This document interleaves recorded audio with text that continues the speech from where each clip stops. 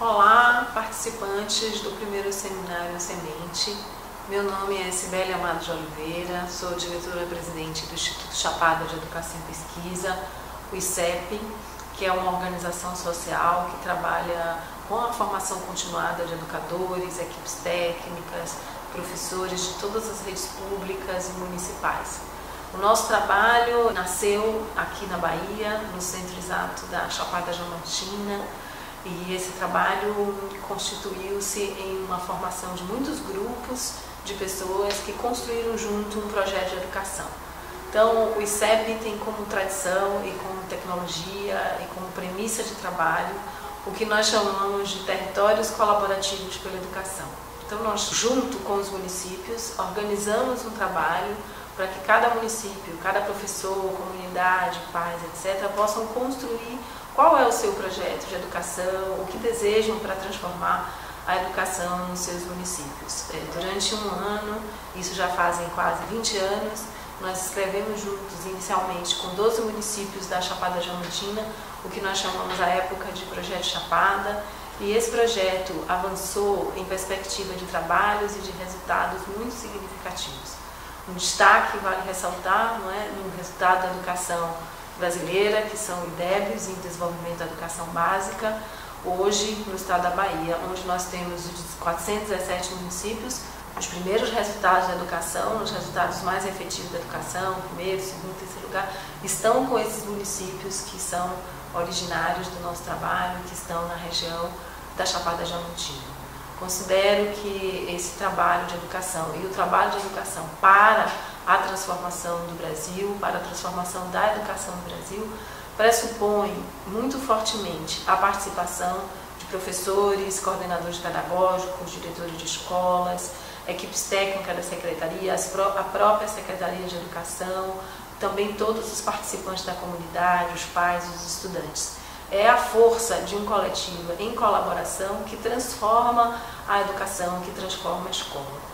Temos tido experiências muito significativas, de muita mudança, de muita transformação, em regiões muito pobres, em regiões que também com muitas dificuldades nos seus processos de desenvolvimento, em que a educação transforma o quadro, inclusive econômico, de muitas dessas regiões. A exemplo de um dos municípios, que é o município de Novo Horizonte, que era considerado o terceiro município mais pobre do nosso estado, e que ao longo de uma década, em todo o trabalho de educação que foi realizado, vem se transformando também a sua economia, o seu desenvolvimento e o seu trabalho. Mas o que é mesmo, que transforma tudo isso? Então, o ponto número 1 de destaque está na escrita coletiva de um projeto de educação.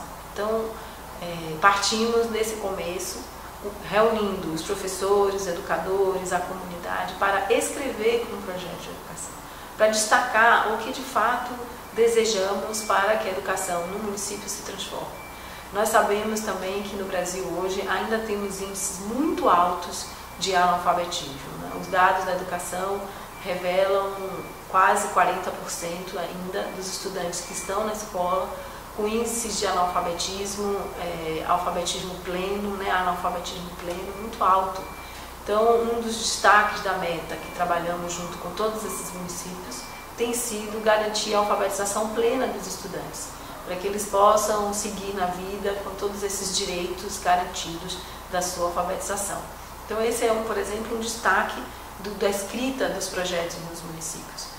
Partindo desse destaque, a segunda etapa é então começar um trabalho de estruturação de uma formação continuada dentro dos municípios. Os municípios que nós estamos trabalhando há bastante tempo, sempre observamos uma certa dificuldade de terem as suas equipes técnicas, também os seus coordenadores pedagógicos, diretores de escola e professores, trabalhando em rede, trabalhando em colaboração, tendo muita clareza do que seria a função de cada um nesses papéis, mas em especial como essas equipes trabalham em prol de suas metas, de seus resultados e vão cuidando do campo pedagógico. Então, um segundo passo nesse processo todo é realizar, e nós fazemos isso, a formação continuada com as equipes técnicas da Secretaria, coordenadores pedagógicos, diretores de escola e professores, E essa estrutura, né, essa estrutura da organização dentro dos municípios vai fortalecendo os papéis e funções de cada um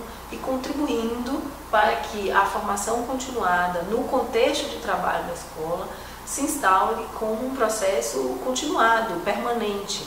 Nós acreditamos muito que a formação continuada em contexto de trabalho é condição sine qua non para termos melhores resultados da educação.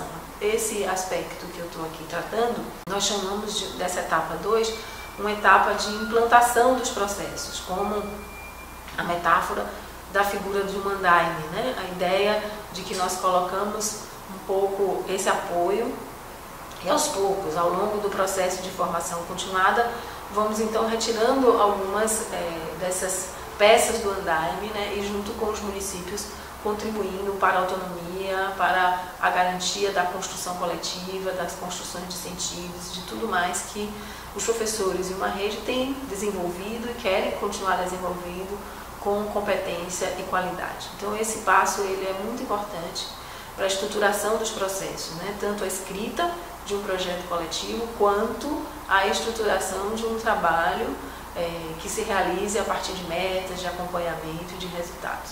Para nós, uma terceira etapa desse processo consiste em compreender que a avaliação do trabalho feito nas redes, ela tem um papel inicial e não um papel secundário. Então, avaliar significa um processo, um dispositivo para que gere um processo de planejamento e esse, por sua vez, realize a execução daquilo que se deseja. Então, também iniciamos, junto com a rede, uma avaliação feita ao lado dos professores, construída por eles com auxílio e acompanhamento da nossa equipe, para que esse trabalho de avaliação contribua com as transformações que se desejam, né, dentro dos processos educacionais. Por exemplo, nós tivemos em avaliação nos municípios que nós trabalhamos, que apareceu muito fortemente a dificuldade de ter uma política permanente de planejamento e de estudo dos professores, junto, obviamente, das suas cargas horárias de trabalho, etc., ao lado dos coordenadores pedagógicos. Então, essa, por exemplo, é uma meta que foi se transformando ao longo desse trabalho, né, que tanto a secretaria, as prefeituras e também os professores vão compreendendo não só como um dever, mas também como um direito do trabalho pedagógico, esse espaço permanente da formação continuada. Aqui nós vamos, então, fazendo e marcando uma diferença muito importante entre o que é uma política educacional estruturada e o que é uma política educacional estruturante. Então, uma política educacional estruturada, ela pode atuar efetivamente em algum desses atores, às vezes somente com os professores, às vezes em projetos piloto com algumas escolas, foca em determinados grupos para observação. Nós acreditamos numa política educacional que seja estruturante, ou seja, que trabalhe com todos os atores educacionais dentro do município, com toda a rede do município, que toda ela possa coparticipar do processo. Uma outra diferença entre uma política educacional estruturada e uma política educacional estruturante é que às vezes uma política educacional estruturada foca muito numa avaliação externa, que os resultados da avaliação externa ela tem mais força do que, por exemplo, numa política educacional estruturante, onde a gestão da aprendizagem é o principal foco do trabalho. Então, damos ênfase na gestão da aprendizagem. Nos interessa muito contribuir como a educação, o município e seus atores educacionais gestam os processos de aprendizagem, acompanham os processos de aprendizagem, tanto das crianças quanto dos professores educadores, porque aprender é um ato contínuo, não é? Nós seguimos eternamente aprendendo. Então, esse é um processo bem importante que se vincula ao aspecto da gestão da aprendizagem.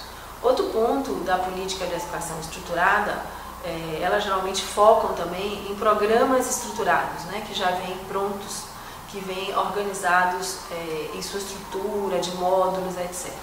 Numa política educacional estruturante, nós não partimos da ideia de materiais estruturados, né? Nós organizamos, elaboramos, construímos juntos um material estruturante que ajudem os professores, as equipes técnicas, etc., a poderem seguir trabalhando.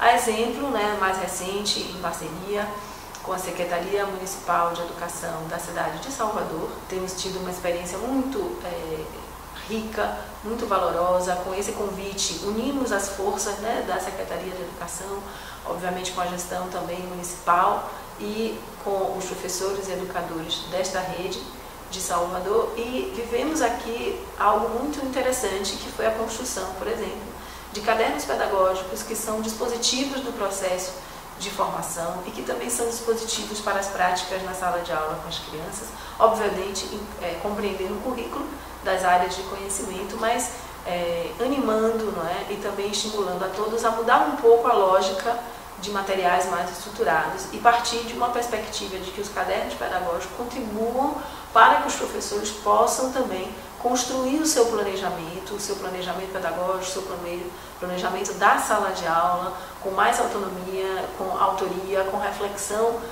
do seu trabalho pedagógico.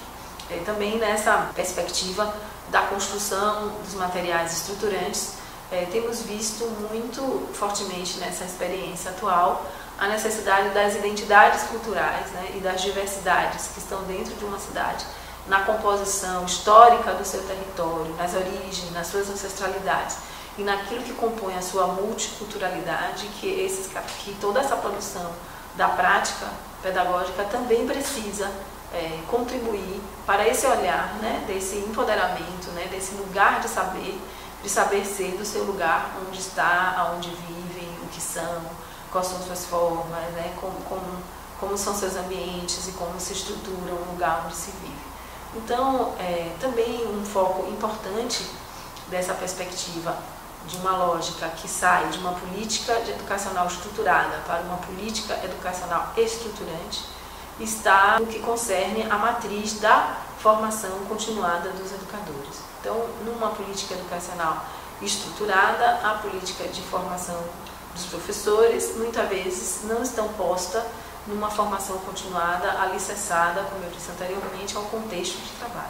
Então aqui nós fazemos essa diferença, que é garantir que os atores que estão trabalhando no município sigam sendo as lideranças educacionais e que sigam sendo os seus atores das mudanças que precisam acontecer no ambiente onde vivem, no trabalho, onde realizam, nos processos que estão constituindo todo o trabalho pedagógico da escola e dos municípios.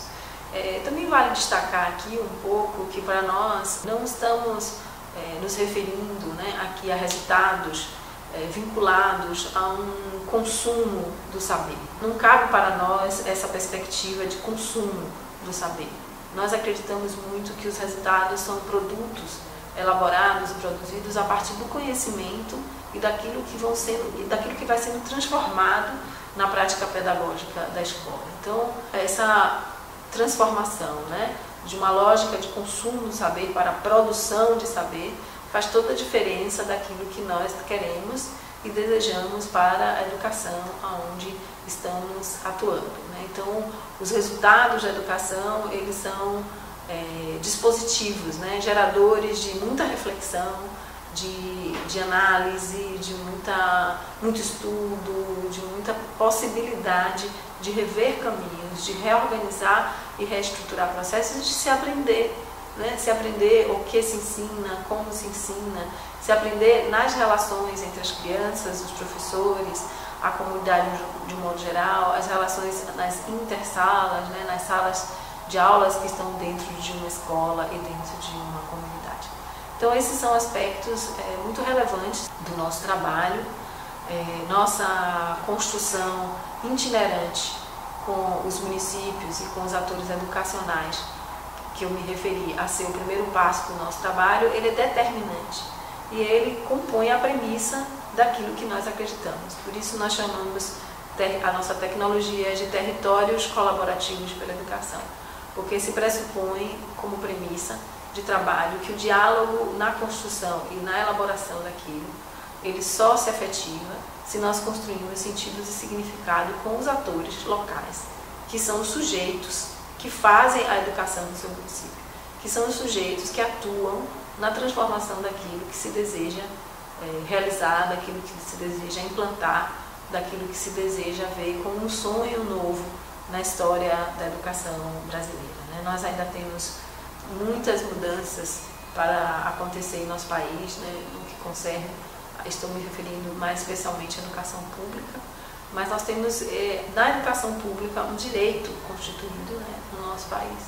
Há um espaço público educacional, há um espaço social público educacional, que é uma organização social e que significa como legitimidade, como legalidade, como direito constituído de se manter enriquecido, se manter qualificado, se manter profissionalmente. E isso depende muito, obviamente, dos educadores, mas também de uma política de gestão educacional, né, que tenha esse pressuposto da participação de todos os atores na transformação daquilo que se deseja, que se almeja, né, daquilo que se quer transformar. Nossa frente de trabalho compreende, além da formação continuada de professores, educadores, diretores escolares, equipes técnicas, uma outra ação que nós chamamos de mobilização pela educação. É uma mobilização social pela educação. Então, nessa frente de mobilização, nós trabalhamos com os municípios numa perspectiva de constituição de uma grande comissão formada pelas representações educacionais, sindicatos, conselhos, os próprios professores, alunos, estudantes, que compõem a organização dentro do município. Essas comissões, elas acompanham o passo a passo desses trabalhos, as metas, realizamos muitos fóruns e seminários de discussões, inclusive com as perspectivas das continuidades. Nós sabemos que, para um país democrático, a descontinuidade política faz parte e é necessária para que a gente cresça e se fortaleça. Mas a continuidade das boas práticas educacionais não podem sofrer, não podem estar à margem de um processo, por exemplo, político-partidário. Então, um dos nossos trabalhos é garantir que todos os atores locais, né, e seus resultados, suas competências e construções de conhecimento estejam sustentados e sejam sustentáveis com e apesar das mudanças das políticas partidárias. Com isso, criamos várias campanhas, né, um famoso e conhecido DIAE, que é um trabalho que realizamos especialmente nesse período eleitoral, onde todas as comunidades elegem as propostas, organizam escola por escola, convidam os candidatos a assumirem um compromisso com essas propostas e, posteriormente à eleição, essas comissões, também eleitas nos fóruns, acompanham cotidianamente a realização dessas propostas, que são prioridades e que também são prioritárias.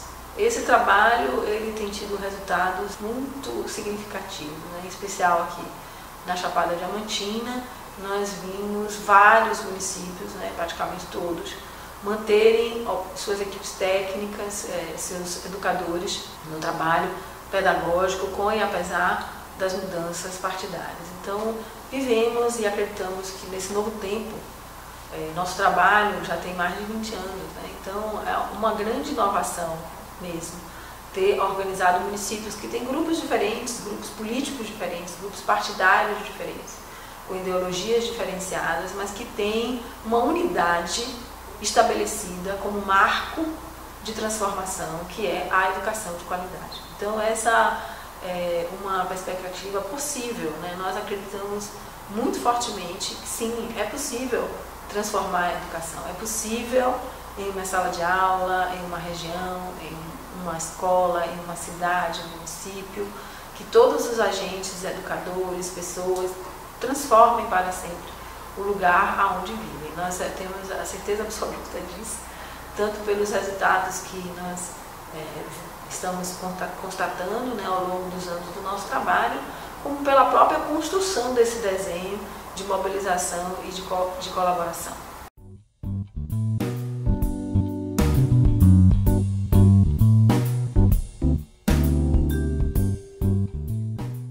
Retomando a questão da formação continuada em contexto de trabalho, que é uma fonte muito importante, como eu havia me referido anteriormente.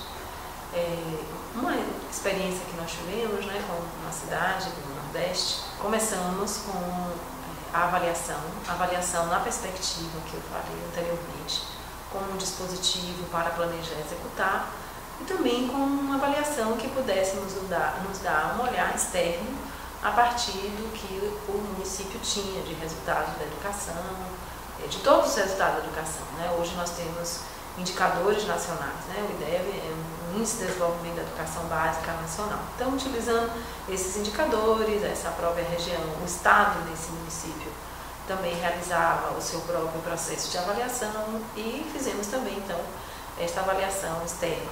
Esse processo de avaliação, a equipe, né, que fez o relatório colocou como título da avaliação, que eu gostei muito, assim, o título era A Fome com a Vontade de Comer. Era uma voz de uma das professoras e educadoras desse município, fazendo referência ao que ela estava vivendo no começo desse trabalho. Quando nós chegamos nesse município, nós encontramos as equipes técnicas na Secretaria de Educação, profissionais de excelência, educadores muito comprometidos, muito inteligentes, muito fortalecidos pelo seu trabalho. No entanto, esta mesma Secretaria de Educação tinha cerca de 16 a 17 programas externos que estavam dentro da Secretaria. Programas que vinham de vários parceiros, né? Sejam parceiros públicos, sejam parceiros a nível privado, enfim, uma série de programas que estavam dentro do município e que o município considerou que eram programas que podiam contribuir. Mas o que aconteceu, né, com a chegada desses programas? Eu sempre gosto de usar também essa metáfora. A impressão que nós tínhamos era de uma mesa redonda, onde todas as cadeiras, em vez de estarem voltadas para o centro dessa mesa, todas as cadeiras estavam viradas para fora. Porque cada um desses profissionais, eles tinham que cuidar de um programa. Então, a gente encontrava a equipe técnica, um profissional da equipe técnica cuidava de um programa X, o outro do programa Y, o outro programa Z. Então, os coordenadores dessa equipe técnica, eles cuidavam mais dos programas que vinham do que da educação efetivamente do município. Vocês vão me perguntar, olha, mas pode ser um grande paradoxo, porque afinal de contas o programa vem para contribuir também externo com a educação do município. Só que cada programa tem uma estrutura, uma meta, um alinhamento, às vezes também programas de avaliações que são diferenciados. Cada programa também pressupõe diferentes datas, agendas, organização de processos de formação, que muitas vezes também são diferenciados, etc. Então, havia nessa estrutura de trabalho uma equipe absolutamente concentrada em programas. Esses programas não se intercomunicavam, não entrelaçavam uma estrutura coesa que gerasse no município uma estrutura, algo que fosse estruturante do seu projeto político municipal, do projeto político pedagógico municipal. Então, onde estava o projeto pedagógico do município daquela cidade?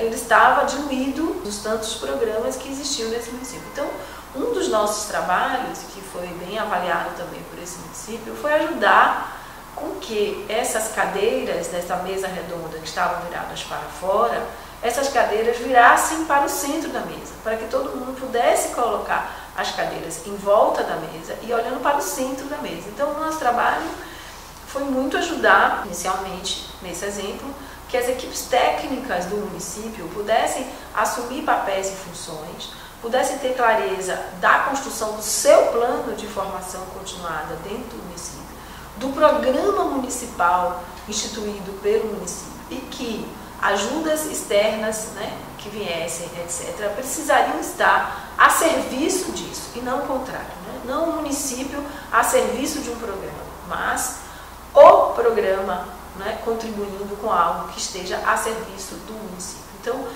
o município ter isso, né, o município ter clareza disso, né, e se apropriar, aprender, seguir aprendendo das suas ferramentas de avaliação, dos seus processos de formação continuada, de construir o seu próprio material pedagógico, de construir também os seus materiais de formação, né, de produzir filmagens, obviamente sempre acordada com os professores, registro das práticas, análise, tem materiais, né, um kit, digamos assim, pedagógico de formação, bem apropriado, com conhecimento, com estudo, com demanda, etc.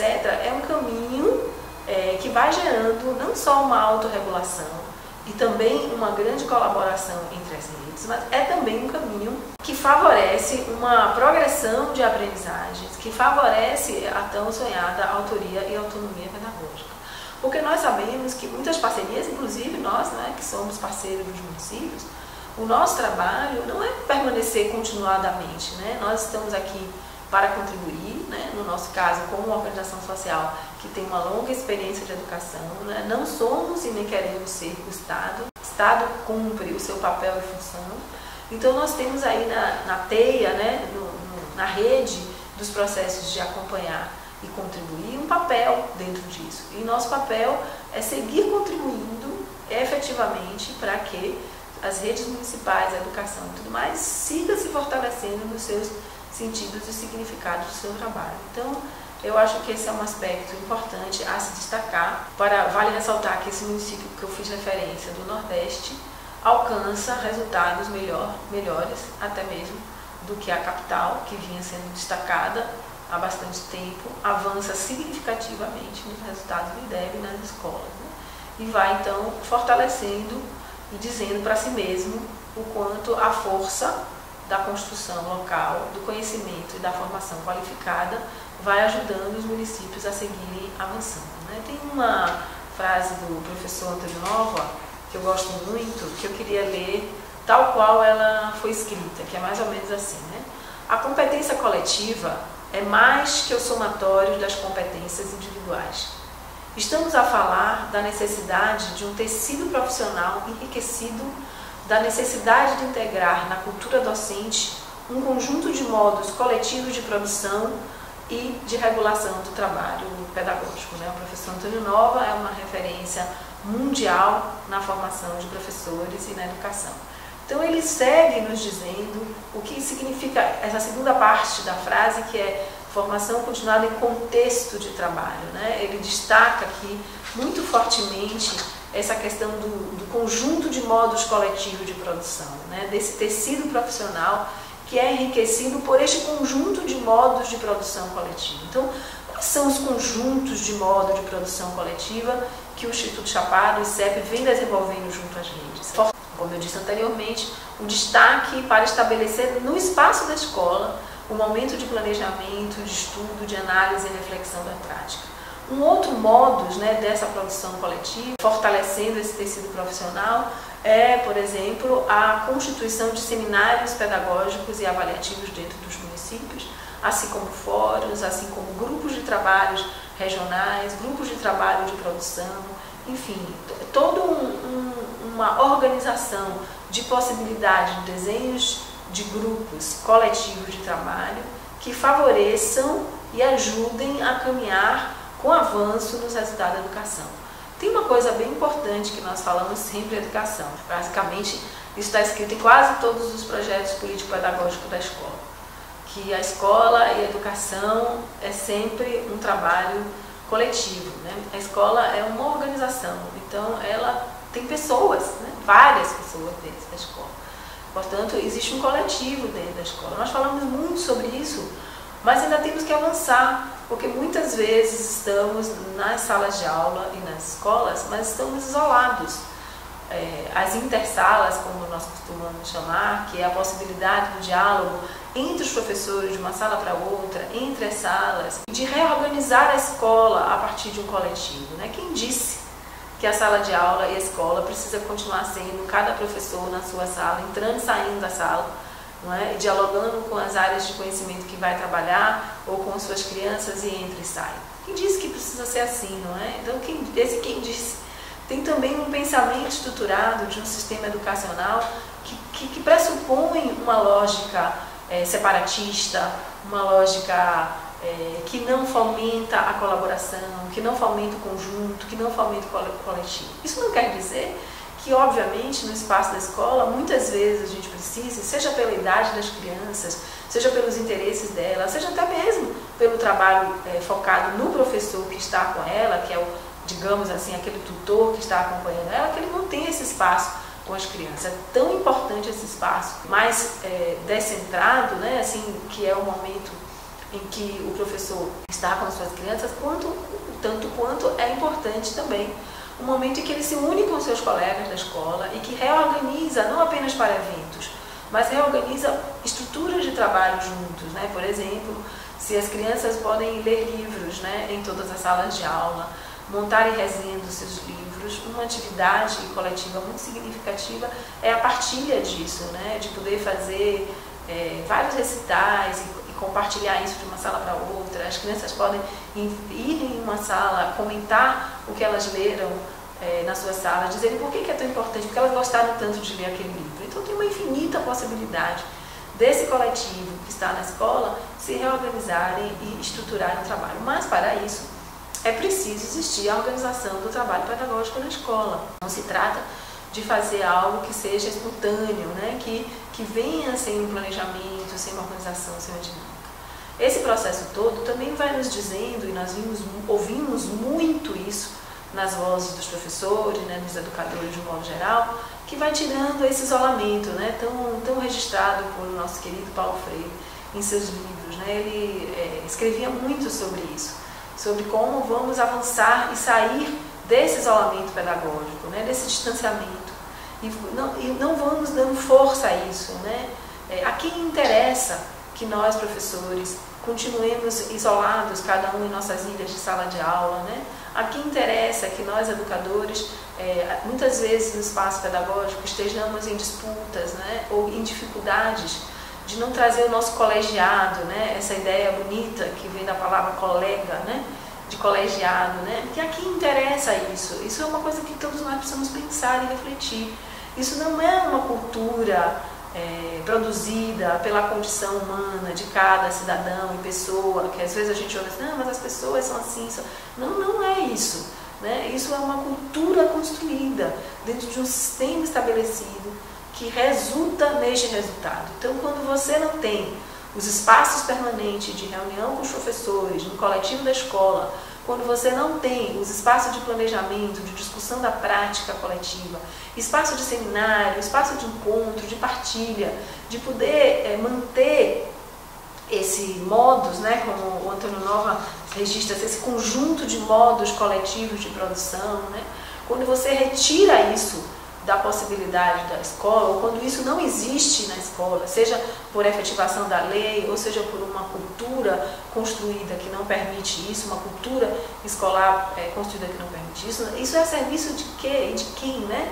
A quem nós estamos servindo? Então essa é uma pergunta importante, porque a nossa experiência partiu sempre de dentro, né? A nossa experiência é muito endógena, né? Ela, óbvio, que tem um movimento exógeno, tem um movimento de fora, também nós somos parceiros de municípios, então também tem um movimento de fora, mas também temos um movimento que é endógeno, que é um movimento de dentro, né? Viemos de dentro, somos todas educadoras de muito tempo de redes públicas também, então é um movimento endógeno no sentido de que aqueles atores que estão ali, uma vez fortalecidos, com uma formação continuada e contínua, né?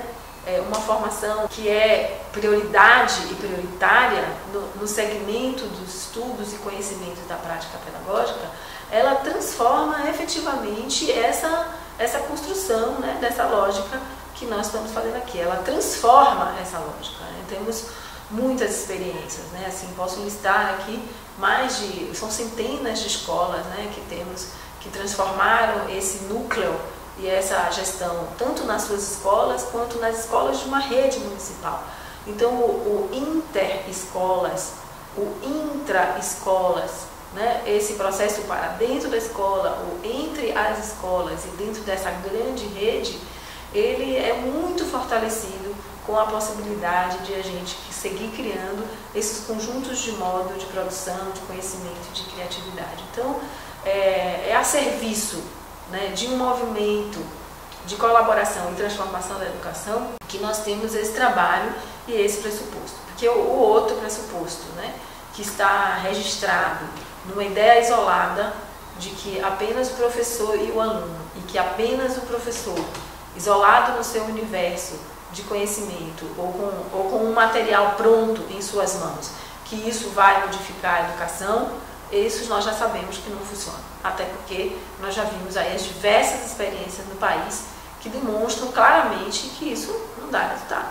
né? Tivemos centenas de programas no Brasil que não efetivaram resultados, né, em função dessa lógica isolada. Então, essa ideia de que os coordenadores pedagógicos das escolas, em alguns municípios chamam supervisores escolares, e de que a equipe técnica, junto com os professores, são parceiros, né, são colaboradores em si, nos seus papéis e funções, né, como um grupo e equipe coesa pedagógica em prol do seu trabalho, com funções e papéis muito bem definidos, isso faz uma transformação.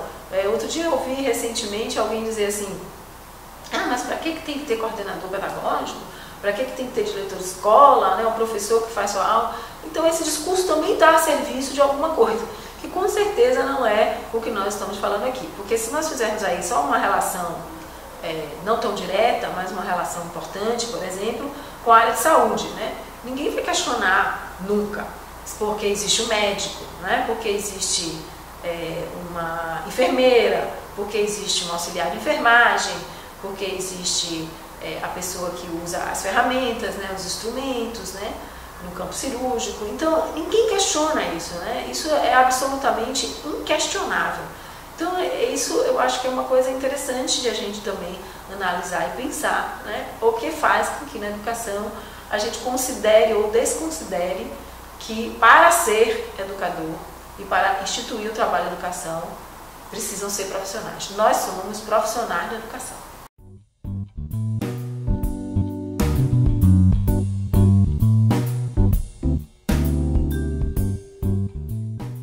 Para nós, a perspectiva de a escola como uma organização centrada na aprendizagem faz muita diferença na perspectiva do trabalho, tanto dentro da escola quanto dentro de uma rede municipal, né, dentro de uma cidade, de um estado, de um país.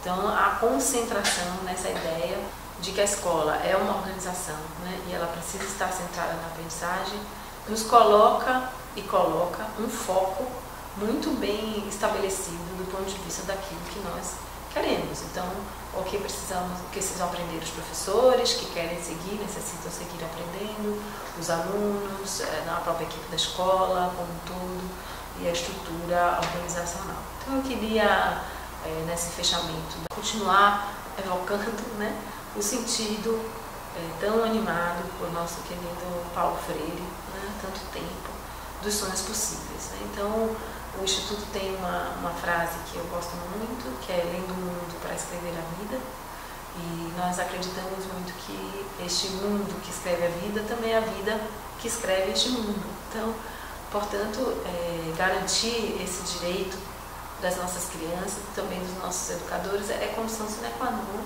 para a transformação da política educacional que tanto nós almejamos, né? Nós costumamos dizer que os sonhos são possíveis, né? Que é sempre possível essa transformação, que ela acontece fortalecida por um tecido coletivo, fortalecida pelas pessoas que fazem a diferença no lugar onde estão, mas em especial as pessoas que fazem a diferença no conjunto, que fazem a diferença na colaboração, que estão dispostos a estarem nesse coletivo, encontrando consensos progressivos e transformações daquilo que tanto almejam e desejam, reconhecendo-se, né, como pessoas, como sujeitos, com a tranquilidade possível, o conforto possível de saber estar no espaço de escuta, de sensibilidade e de mudança daquilo que nós somos.